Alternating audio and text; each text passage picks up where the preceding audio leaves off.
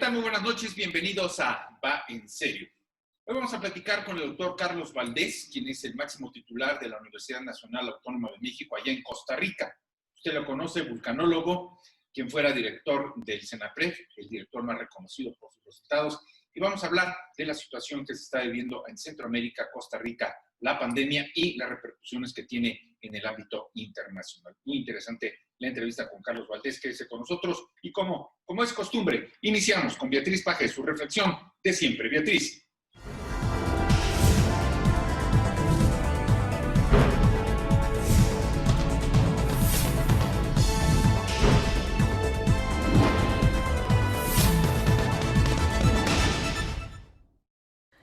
Esta es la primera vez que México lleva a la silla presidencial a su propio exterminador. Esta es la primera ocasión en que un presidente declara la guerra a su propio país, a su pueblo. Con la frase o estás conmigo o estás en mi contra, López Obrador nos dijo lo que realmente es. Dejó en claro que utilizó las elecciones para asaltar el poder e imponer una dictadura. Epigmenio Ibarra, uno de los ideólogos más radicales de la 4T, se encargó de convencer al presidente de acelerar, dar prisa a lo que llamó revolución. ¿En qué consiste esa revolución? En dar al presidente poderes ilimitados, en dar un golpe mortal a las libertades, en llevar a cabo expropiaciones, aunque lo nieguen. No nos extrañe si un día en una mañanera López Obrador nos dice que las urnas no son necesarias para vivir en democracia, que los comicios no sirven para nada, sobre todo cuando sabe que él y su partido los pueden perder, cuando sabe que la crisis económica y sanitaria provocadas por él mismo y su gobierno pueden convertir su proyecto revolucionario en cenizas y escombros. Por eso él y los suyos están dispuestos a incendiar el país. Por eso los anarcos infiltrados en las manifestaciones de Jalisco. Por eso los actos vandálicos en la Ciudad de México, alentados, permitidos y patrocinados por el mismo gobierno. Quienes hoy ocupan el poder no son políticos, no creen en la política. Son agitadores y transgresores que han utilizado siempre la violencia para obtener lo que quieren. Los Ackerman, los Taibo, los Bartlett han logrado influir en un presidente fatigado, que ya no piensa con claridad, que tiene miedo al fracaso y que está dispuesto a llevar al país a la violencia con tal de imponer el triunfo de su revolución. Un presidente presa del delirio que ve e inventa boas, conspiraciones, complots. Un presidente enojado consigo mismo, con la ineptitud de sus colaboradores, con la traición de quienes lo abandonan, con la amenaza de una crisis devastadora que terminará por poner en contra suya hasta los más leales y cercanos. Un presidente que para hacer triunfar su proyecto revolucionario tomó la decisión de declarar la guerra a los mexicanos. Muchas gracias, Beatriz, y vamos directo a los dineros, las finanzas, la economía. Gerardo Flores Ledesma, ¿cómo estás?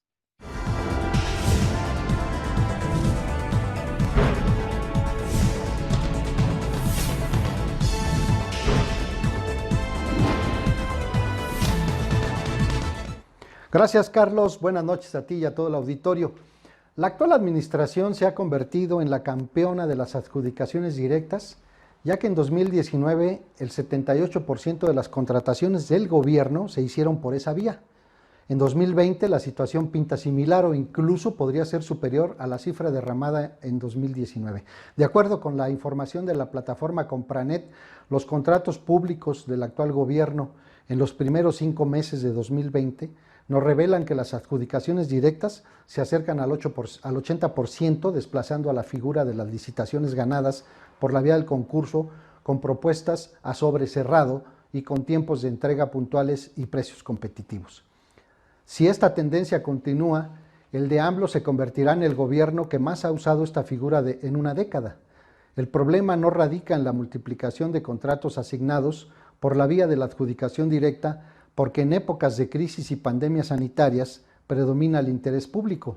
Pero cuando surgen desfiguros como la compra de equipo médico a precios inflados, en donde participan parientes y amigos de quienes están en el poder, entonces la situación toma otro sendero. El tema irrita porque este gobierno ha señalado en forma constante que la corrupción y las malas prácticas en el uso del dinero público se acabarían. Así, uno pensaría que las contrataciones públicas del gobierno, debido a la crisis provocada por la COVID-19 o la pandemia del coronavirus, justificaría legalmente la ocurrencia de actuar con mayor flexibilidad por la vía de las adjudicaciones directas y no del concurso por invitación o no en las licitaciones públicas. La pandemia justifica que el IMSS, el ISSSTE, la Secretaría de Salud, Marina y Defensa, el resto de la administración pública no pierdan tiempo en buscar proveedores que tienen el material o el producto que se necesita y que lo pueden entregar con calidad, en tiempo y forma y a buen precio. Sin embargo, al separar a las instituciones encargadas directamente de atender la pandemia del resto de las contrataciones públicas, resulta que el porcentaje de adjudicaciones directas es superior a la del total del gobierno y sube hasta el 82.4%. Lo anterior muestra que el uso y abuso de esta forma de contratación no es atribuible a las compras realizadas para atender la pandemia, sino que forma parte de una costumbre exhibida por todos los gobiernos y que no hay diferencias con el actual, excepto en las cifras. De este modo, y hasta mayo pasado, de 512 contratos, por ejemplo, registrados por parte de la Secretaría de la Función Pública, 494 fueron entregados por adjudicación directa, es decir, más del 96%, y fueron para gastos operativos del Tren Maya, la refinería de Dos Bocas, el nuevo aeropuerto de Santa Lucía. Ninguno de ellos tiene que ver con la pandemia.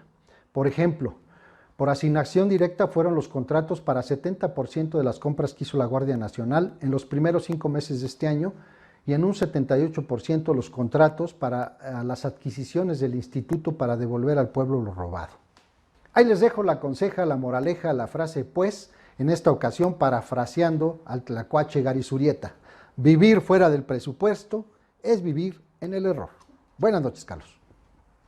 Muchas gracias, Gerardo, y vamos a cuarto de guerra. Carlos Salomón.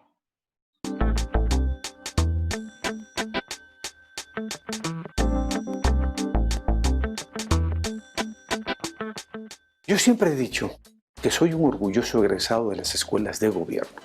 Mi formación se hizo ahí y a ella les debo todo.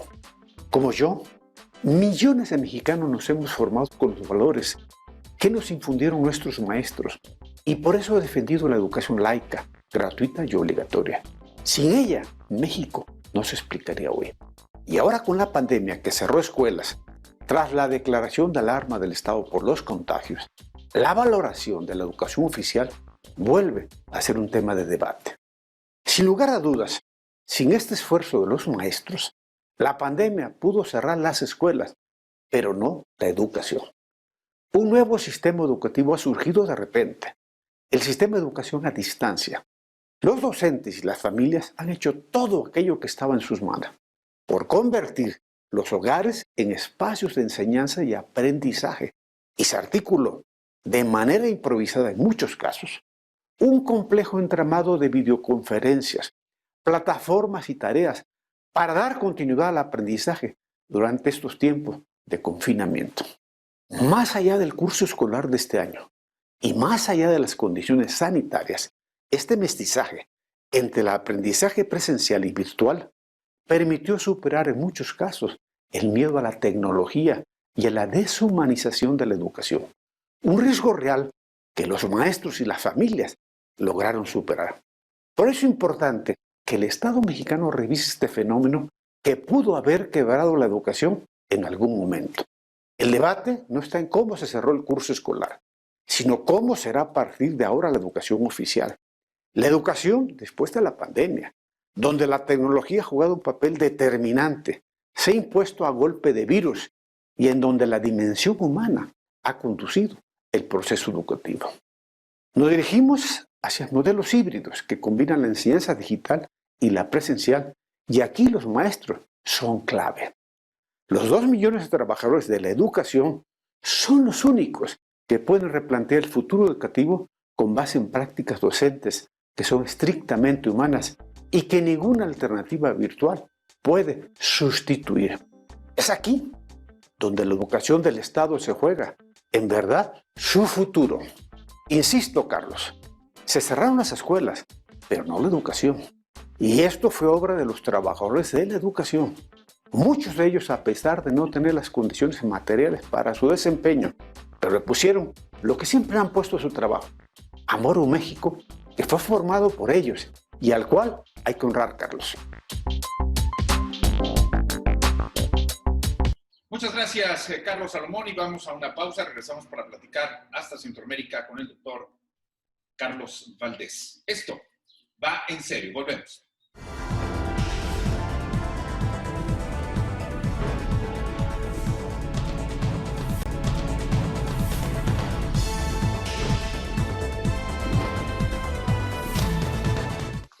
Bien, pues me da mucho gusto recibir aquí en Canal 34, en Va en Serio, en la parte inferior de la pantalla, a Sergio Ampudia Melo, quien es el presidente del grupo promotor de la Cámara Nacional de la Industria Energética. Sergio, gracias por tu tiempo, por estar con nosotros, por aceptar.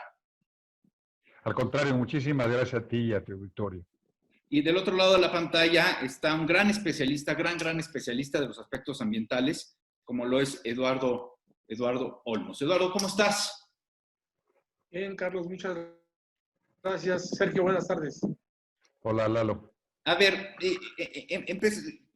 vamos a tratar de concretar muchos temas que tienen que ver con los aspectos ambientales, porque hemos visto que en últimas fechas el presidente de la República, estando en el norte de la República, ha estado marcadamente en contra de lo que se llaman los aerogeneradores, si es el término correcto. Estos ventiladores enormes de hélices. Sí. Y hay grupos ambientalistas que, siguiéndole la pista al mandatario, pues señalan que atentan contra las aves. Y por ello, pues, nos inclinaríamos a energías obsoletas, al carbón, a la electricidad y, por supuesto, ustedes me lo habrán de confirmar, al incremento de las tarifas, tanto industriales como domésticas. Dime una cosa, Sergio, empezando contigo. ¿Qué es la Cámara Nacional de la Industria Energética? Mira, somos una asociación civil denominada PROCNIE por México, que se constituyó el 5 de marzo del año pasado en términos de la ley de cámaras empresariales y sus confederaciones, con el propósito de impulsar la creación de la Cámara Nacional de la Industria Energética, que sería un organismo dependiente de CONCAMIN. Una cámara es una persona moral de interés público, no es una asociación civil, no se constituye conforme a las leyes, digamos, del derecho privado, sino conforme a una ley que establece la relación del Estado con los empresarios, en este caso, los industriales de la energía, tanto hidrocarburos líquidos, sólidos como gaseosos y electricidad.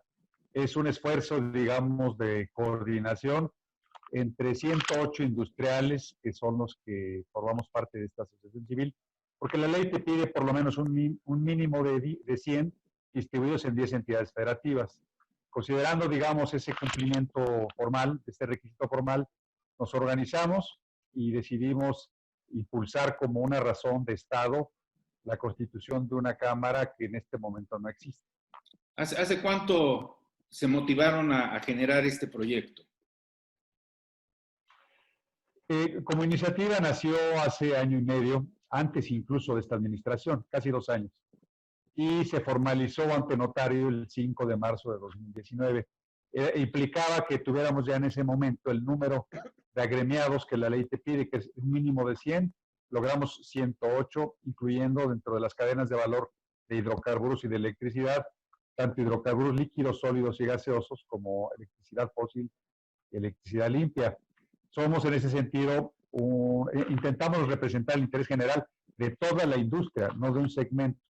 Ha habido esfuerzos sectoriales, de hecho hay asociaciones, hay consejos, hay cierto tipo de agrupaciones gremiales, pero muy focalizadas en segmentos de la energía, gas LP, gasolina, fotovoltaica, solar, hidráulica, pero nosotros pretendemos representar un interés superior, que es el interés de la industria en todas sus cadenas de valor, para que haya garantías de acceso a energía asequible y competitiva. Esa es nuestra misión y nuestro objeto social. Presidente, ¿y dentro de los objetivos de la Cámara está el combate al cambio climático? Por supuesto, el cambio climático es un concepto, digamos, ambiental en su origen, en cuanto que considera las emisiones de dióxido de carbono esencialmente como componentes del calentamiento global. Eso está íntimamente relacionado con una manera de generar energía que es la energía limpia. Sin embargo, la energía limpia lo que tiene en este momento es una connotación que está relacionada con los costos. Me explico, coincidimos en los fines, pero no en los medios. Es decir, al final del día nosotros creemos que la energía limpia tiene unos atributos de costo que la hacen muy barata, la más barata del mundo, y esto implica sustituir fuentes fósiles. En el caso del cambio climático hay reducción de emisiones, en donde consideran que la generación eléctrica es la segunda fuente de emisiones de dióxido de carbono más relevante en la contribución para el calentamiento global. Entonces hay una coincidencia muy afortunada entre los fines ambientales y entre los fines del desarrollo de la industria de la eléctrica en este caso concreto. Eduardo Olmos, a ver, ¿qué es lo que ha provocado tal rechazo del gobierno federal, para no personalizarlo en el presidente, que podría ser el caso, pero qué ha generado tal rechazo a este tipo de encuentro con las energías renovables, las limpias? Porque vemos que insiste en Dos Bocas, si se va al sureste, pero si se va al norte está en contra de los aerogeneradores, los de viento. ¿Por qué? Tú dabas una entrada muy interesante que quisiera retomar, Carlos, antes de llegar a ese punto, sobre las colisiones de las aves, por ejemplo, con los aerogeneradores. Eso es real. O sea, sí existe, sí sucede, y hay que hablar claramente y hay que poner en contexto los impactos ambientales que también ocasionan las energías renovables. O sea, no podemos decir que no generan impacto. El punto es de qué periodo de tiempo estamos hablando de esos impactos y cuál puede ser la residualidad de esos impactos. Y eso es lo que genera las grandes diferencias. Y me voy concretamente ahora a la pregunta que tú haces. Sí, es cierto que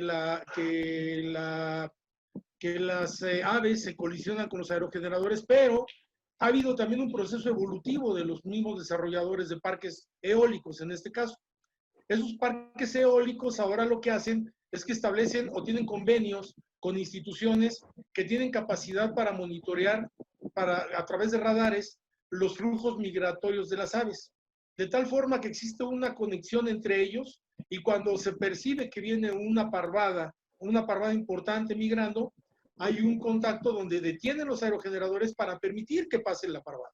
Entonces, insisto, sí hay ese tipo de impactos, pero cada vez son menores y tienden a reducirse más por ese tipo de avances tecnológicos y estos convenios que se establecen con instituciones tanto nacionales como extranjeras. Oye, pero esto Entonces, que me en ese comentas, caso, ese es un... esto que me comentas es suficiente razón para No. impedir que la nación entre a esta nueva tecnología. No, de ninguna manera. De ninguna manera. Quise poner en contexto los impactos porque tampoco sería válido decir no genera ningún impacto. Solo estoy señalando qué tipo de impactos pueden generar, pero también el avance que ha tenido la industria. Y sí, tajantemente te digo, no es una razón para atentar en contra de la evolución que han tenido las energías renovables en México. El uso de las energías renovables. Es que Actualmente, me das, dime, te escucho. esto que me estás diciendo me lleva a pensar, no voy a desviar el tema, pero lo quiero ubicar también en el contexto, me lleva a pensar entonces que no sería posible la construcción del Tren Maya, ni del nuevo aeropuerto, ni de Dos Bocas, porque tendrían un impacto ambiental. Quizá no con las aves, quizá con los felinos, quizá con las especies marinas, no lo sé. Pero bueno, todo progreso industrial, todo progreso tecnológico tiene sus consecuencias, entiendo. Todo proyecto, hasta la construcción de una casa te genera un impacto ambiental, porque vas a modificar, vas a consumir agua, vas a generar residuos, todo proyecto, independientemente de la envergadura que se tenga, te genera un impacto ambiental. Entonces, regresando al tema, por ejemplo, de las aves, simplemente te diría, sí hay colisiones, pero si lo comparas, por ejemplo, o está más que estudiado, que los impactos de las aves con las edificaciones es muy superior o genera mayor cantidad de aves muertas que lo que generan los aerogeneradores, por ejemplo. Y puedo imaginarme la contaminación ambiental también. Por ejemplo, ¿no? Entonces, sí es correcto lo que haces, lo que dices. Cualquier proyecto, llámese Tren Maya, llámese Dos Bocas, etcétera, va a generar un impacto. Ahora, el problema es el tiempo, el impacto de corto plazo, de mediano plazo y de largo plazo. Las eólicas y las fotovoltaicas te pueden generar impactos generalmente de corto y mediano plazo, pero no de largo plazo. Por el contrario, ojo, lamentablemente la palabra impacto en automático nos genera una connotación de algo negativo. Correcto. Pero los proyectos también generan impactos positivos. Y en las energías renovables, por ejemplo, son generadoras de impactos positivos más importantes que los impactos negativos. En el caso concreto, por ejemplo, de las eólicas o de las fotovoltaicas, uno de los impactos positivos más importantes y más relevantes que existen es la posibilidad de, primero, generar la gran cantidad de empleos que generan, que eso es, por supuesto, importante, pero además son cadenas de valor que están muy enlazadas hacia la construcción, por ejemplo, y que en automático te va generando también una serie de una derrama económica bastante significativa. Entonces, en el caso, por ejemplo, de las renovables, uno de los impactos positivos más importantes es que dejas de emitir a la atmósfera. Son fuentes que no generan emisiones a la atmósfera. Y por el contrario, lo que estás haciendo es utilizar aire, que es infinito, utilizar energía de la luz solar, que es infinita, no van a terminar nunca, pero sí tienen, por ejemplo, a diferencia del petróleo, es un recurso finito, que desde la época de Berto Castillo, él mismo escribió un libro paradójicamente titulado Cuando el petróleo se acaba, que era justo una de las grandes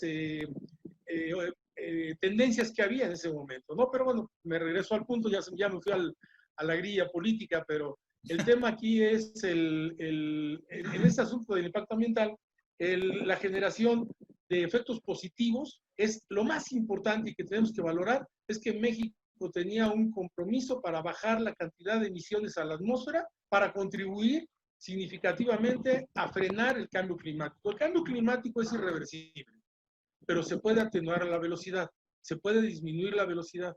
El punto es, no lleguemos a 2 grados centígrados, ese es lo máximo esperado, que pudiera ser hasta cierto punto catastrófico, o donde pudieran venir los mayores efectos, si se logra contener este ritmo, esta velocidad, y se trata de no llegar a los 2 grados centígrados.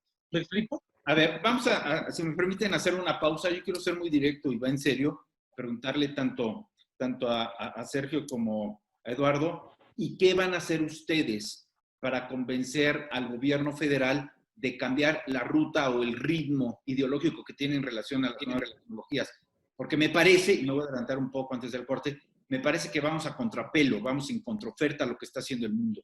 Si vemos imágenes de los países más avanzados en todo tipo, industrial, ecológico, ambiental, económico, de Europa, vemos sus grandes carreteras, todas sembradas de estos aerogeneradores. Aquí en México no. Si vemos países de Asia, que son los grandes motivadores del cambio mundial, vemos que sus fuerzas y sus talentos están hacia las nuevas tecnologías para recuperar el ambiente natural.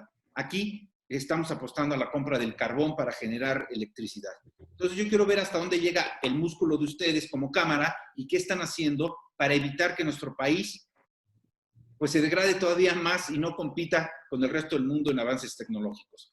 Esto va en serio. Vamos a una pausa. Regresamos.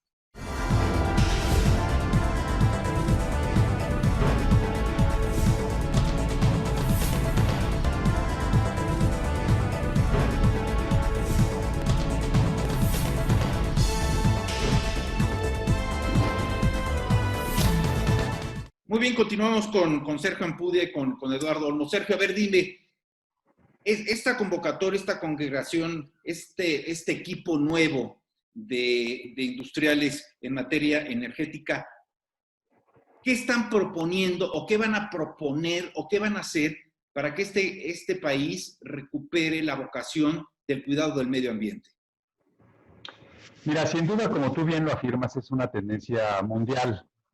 En México, digamos, en efecto, la política energética parece ir a contrapelo de esa tendencia, que es la electrificación de la economía. Simplemente el ejército norteamericano, que es el usuario de combustibles más importante del mundo, ha determinado ya entrar a una migración hacia sustituir la gasolina y el diésel para los transportes del propio cuerpo. Entonces, hay toda una serie, digamos, de tendencias relacionadas íntimamente con quizás el proceso más complejo o el problema más complejo que sufre la humanidad en este momento, y está con evidencia científica, que es el cambio climático.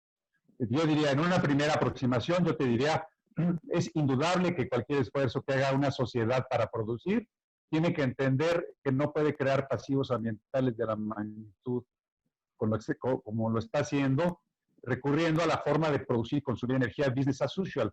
Tiene que haber una interrupción clara para poder empezar a migrar hacia hacer una transición hacia energías limpias.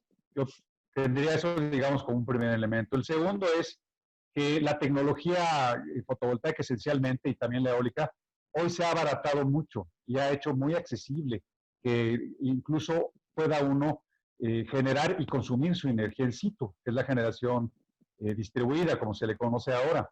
En realidad esa sería, digamos, una tendencia no solamente, digamos, tecnológica, que pudieras optar por producir tu energía recurriendo a la energía fotovoltaica, sino que la pudieras producir y consumir tú in situ, con todo lo que implicaría cierta libertad para trabajar, para producir, para la manufactura y para una serie de cosas que ahora estamos viendo, por ejemplo, con la reclusión. Simplemente el consumo eléctrico ha subido. Que no se esté cobrando porque hay un decreto, un acuerdo de la Secretaría de Hacienda que señala que se congela, digamos, el consumo para no llegar a ser la tarifa doméstica de alto consumo que encarecería el consumo energético. Es una realidad. Si vas a trabajar en tu casa vas a necesitar la energía más barata, que es la proveniente del sol, la fotovoltaica. Y ya estamos desarrollando, ya se está desarrollando tecnología para el almacenamiento, que haría un cambio, digamos, sustancial en los modelos de negocio, porque podríamos estar almacenando energía en el día y liberándola en la noche cuando quizás la estemos usando de manera más intensiva. Resumiendo, yo te diría, hay un esfuerzo, digamos, debe haber un esfuerzo importante para que la cadena de valor de la energía no contribuya, digamos, de manera innecesaria al cambio de clima con emisiones que por su naturaleza están contabilizadas como claramente importantes en digamos, en el calentamiento global, que es la generación eléctrica y la movilidad. También aquí el transporte cuenta, los combustibles. Y también es energía, en este momento son hidrocarburos, pero también los biocombustibles podría ser una alternativa que esté explorado en Estados Unidos, en Brasil, en fin. Aunque es un tema que no está tan de moda, pero el tema de los combustibles también implicaría revisar qué se puede hacer para reducir las emisiones. Esta asociación civil lo que pretende es que la energía sea asequible y competitiva. Es decir, que haya acceso a ella, lo cual nos lleva a un modelo, lo mencioné, generación distribuida, con una nueva clase incluso digamos, de usuario que se le llama prosumidor. Ya se habla de prosumidores, que son productores y consumidores de energía, y ya la tendencia es a eso.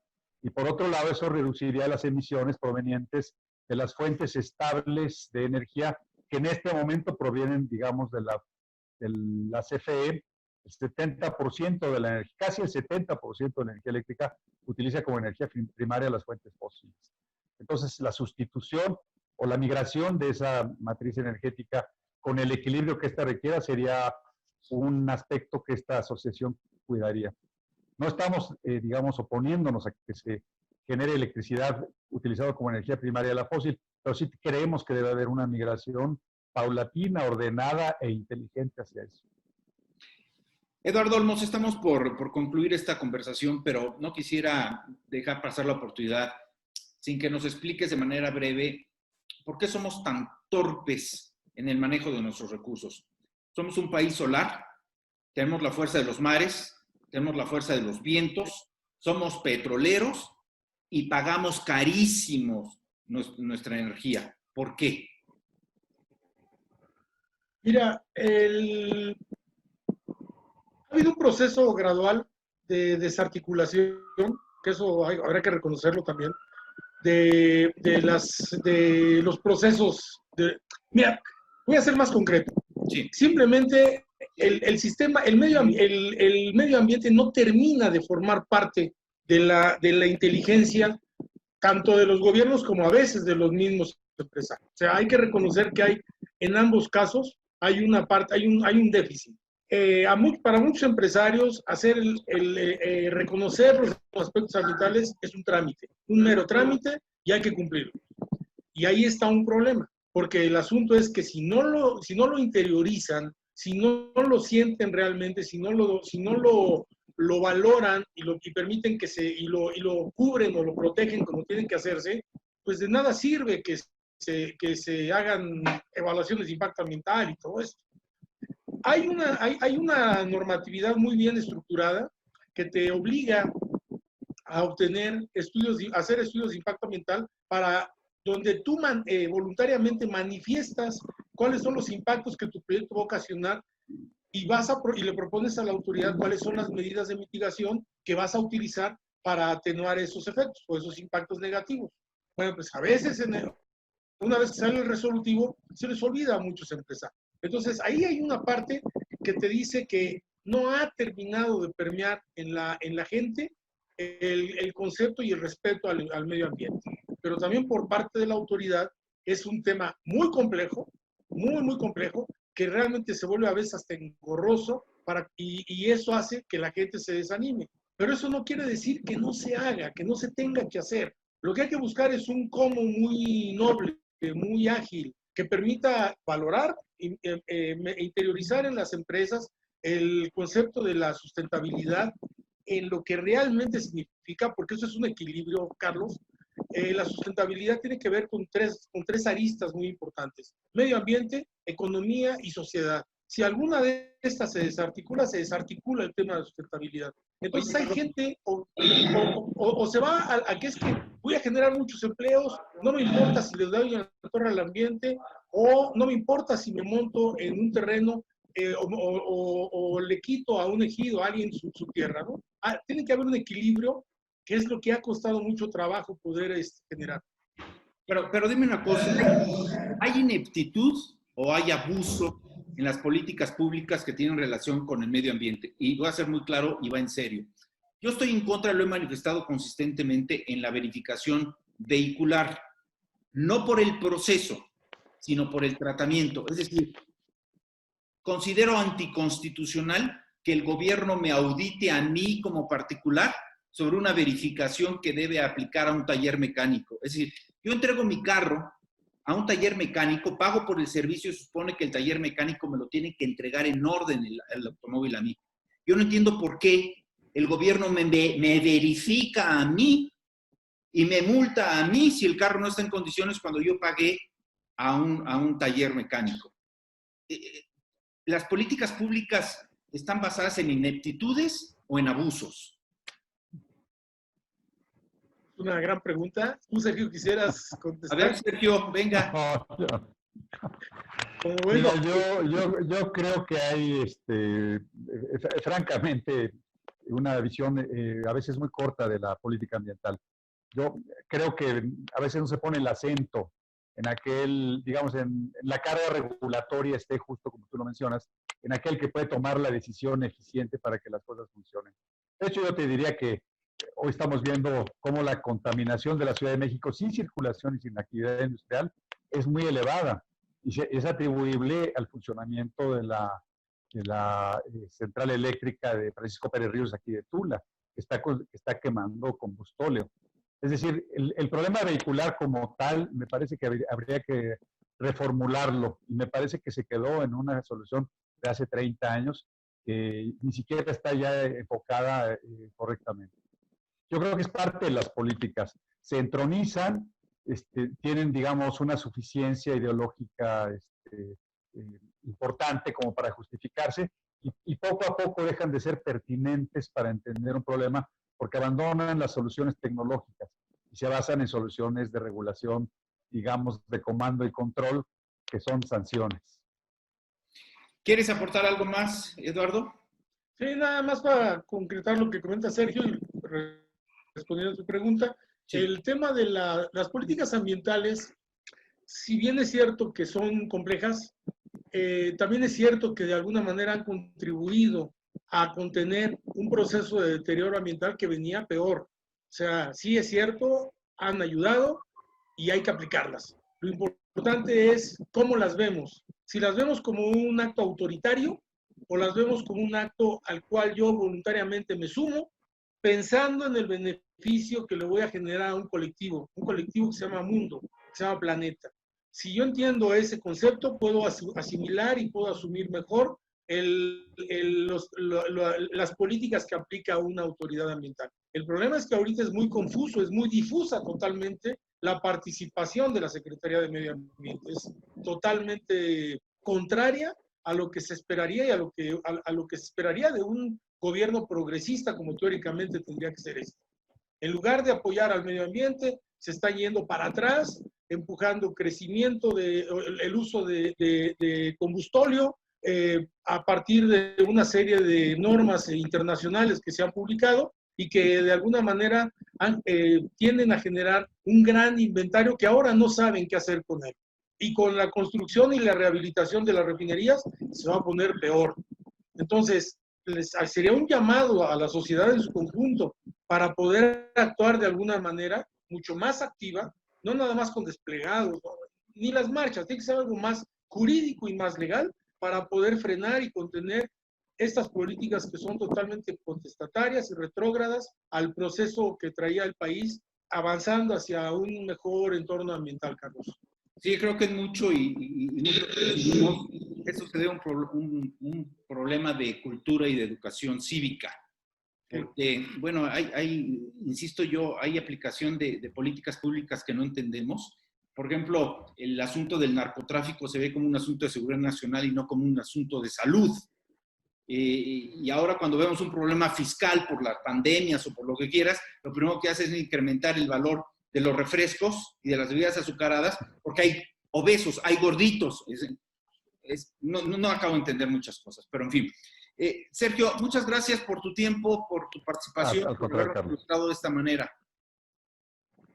Al contrario, muy agradecido por esta oportunidad y esta charla tan directa. Muchas gracias por todo. Y por favor, nos tienes pendientes de las actividades de la Cámara Nacional de la Industria Energética, por favor. Con muchísimo gusto. Vas a ver que Muy bien. Eduardo, muchas gracias. Gracias por tu participación, Eduardo, uno de los grandes especialistas que has participado con tu conocimiento y capacidad en los mejores proyectos ambientales de este país. Te agradezco mucho tu voluntad y tu tiempo aquí en Va en Serio. Gracias a ti, Carlos, muy amable. Sergio, un placer interactuar contigo. Lalo, como siempre, muchas gracias. Un abrazo a los dos. Cuídense. Gracias.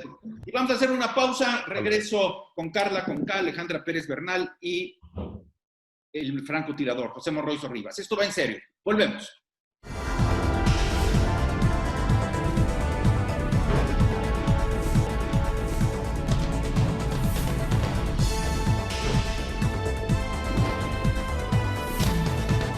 Muchas gracias al doctor Carlos Valdés por esta experiencia, esta comunicación desde Costa Rica. Y es tiempo de viajar con Alejandra Pérez Bernal. Ale.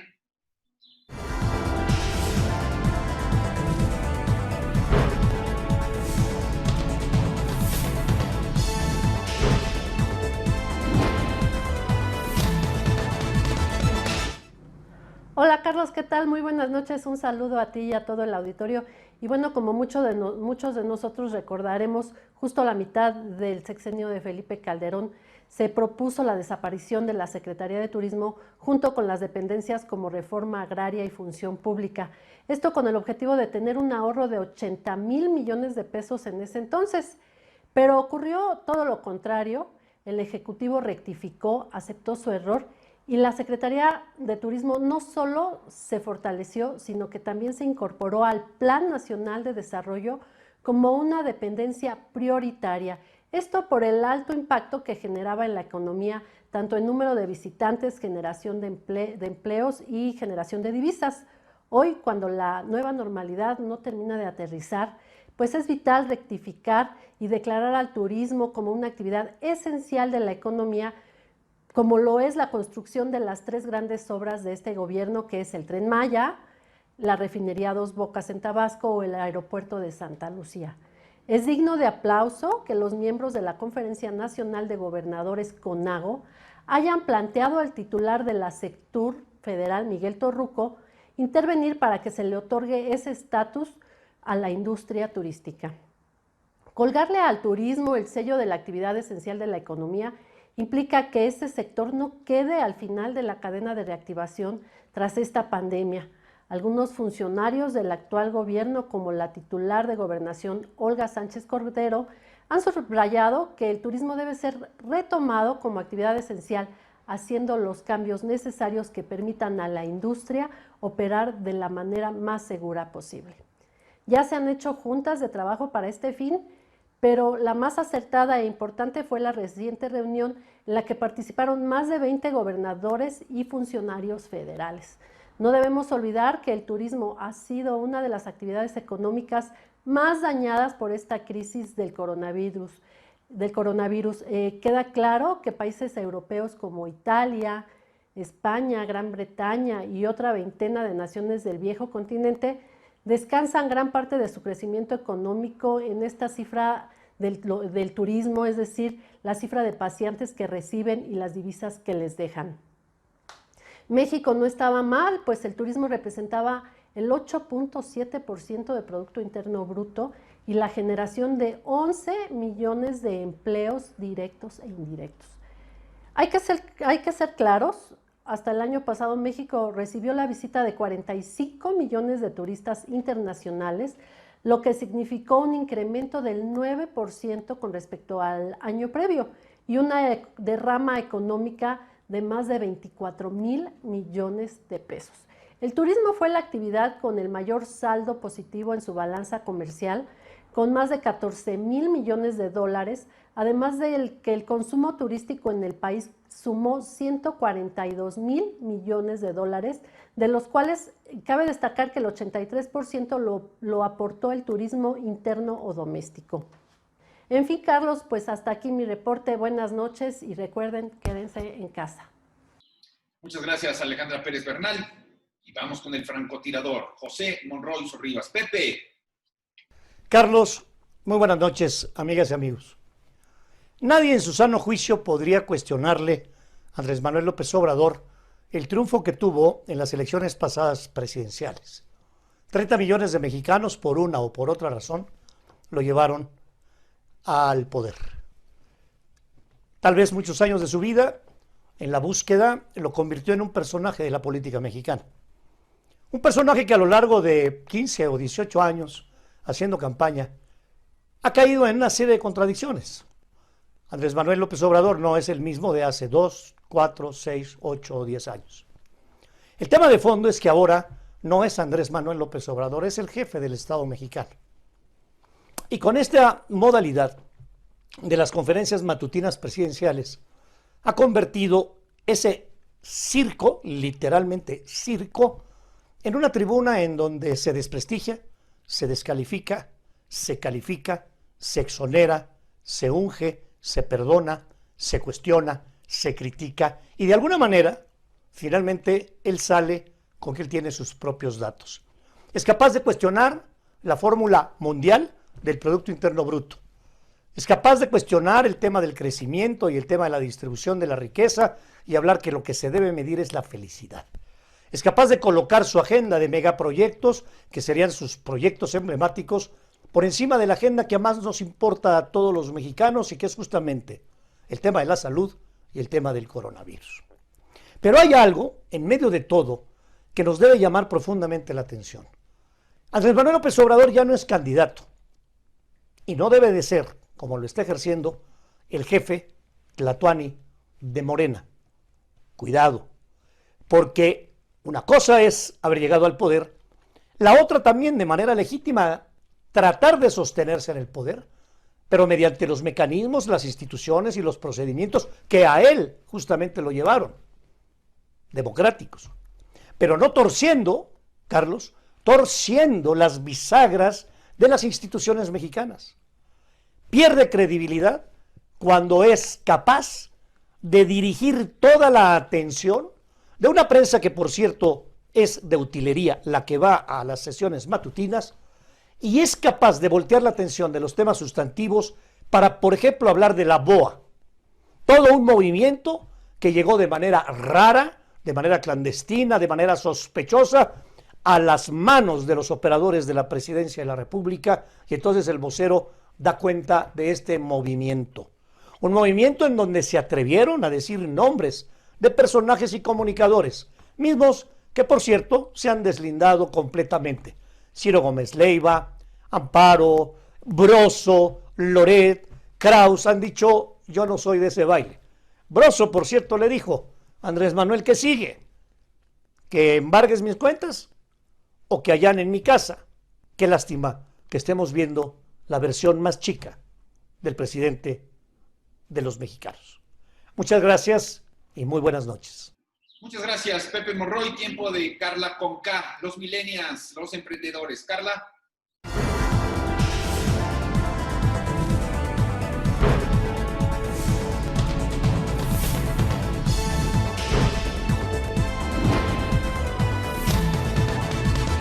Muchísimas gracias, Carlos. Bueno, yo estoy con Alberto Escobar, que es el director y fundador de CX Team, una empresa que se dedica al servicio al cliente y experiencia tanto interno como externo. Pero, Alberto, tú nos vas a contar mucho más de esto. ¿Cómo estás? Qué gusto tenerte aquí. Hola, ¿cómo estás, Carla? Pues muy contento de estar aquí contigo y pues bueno, poder platicar de toda esta situación que está pasando. Y bueno, pues iniciado platicándote un poquito sobre CX Team. Somos una empresa, somos la primera empresa mexicana de consultoría dedicada en experiencia al cliente y experiencia al empleado. Y pues justamente, como bien lo describías, ¿no?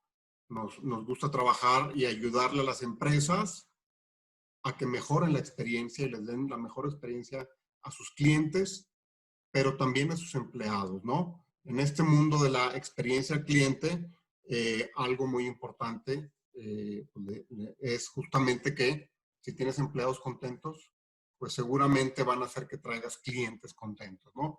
Entonces tienes que balancear, pues tanto que pasa dentro de tu empresa y también que pase hacia afuera de tu empresa. Claro, es ese equilibrio, ¿no?